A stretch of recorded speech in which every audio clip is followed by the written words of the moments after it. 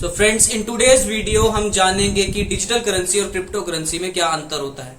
Digital currency आप banks के through किसी भी नोट्स की फॉर्म में आप एटीएम से या किसी भी वॉलेट से आप विड्रॉ कर सकते हैं eight any point of time. Just इसके बीच में एक सेकंड मीडियम होता है जहां से आपको उसको फ्लो मेंटेन करना होता है। But in the case of crypto currency there is no need of any mediocre. ये ब्लॉकचेन टेक्नोलॉजी पे काम करता है।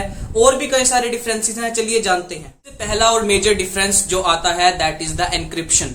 फ्रेंड्स, एनक्रिप्शन का मतलब होता है कि कितना सिक्योर्ड है आपका डेटा। अगर बैंक्स के केस में बात करें, आपका अकाउंट इजीली हैक हो सकता है किसी भी हैकर के द्वारा।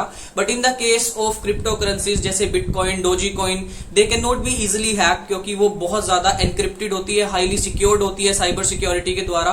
तो उनको हैक करना मतलब नामुमकिन ही है basically. We can not hack that at any point of time.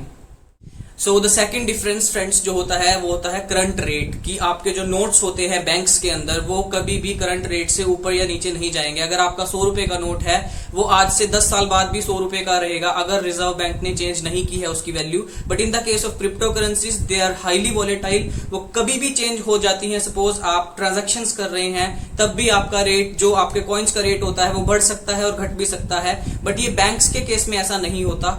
तो that is the major difference. क्या आपको पता है फ्रेंड्स कि अथॉरिटीज भी रोल प्ले करती हैं हमारी मनी के ऊपर। जो हमारा पैसा, डिजिटल मनी जिसे हम बोलते हैं, नॉर्मल ये नोट्स होते हैं जो आप बैंक्स में सेव करते हैं, दे आर हाईली सेंट्रलाइज्ड। वो गवर्नमेंट की निगरानी में रहते हैं 24 घंटे, जिसके थ्रू आपको टैक्स पे करना पड़ता है। But in the case of crypto currency यहाँ पर कोई भी बीच में व्यक्ति नहीं होता जो आपके मनी को देख रहा है कितना आप ट्रांजैक्ट कर रहे हैं। मतलब ये हाईली डिसेंट्रलाइज्ड सिस्टम होता है as compare to banks, and which is a very good initiative.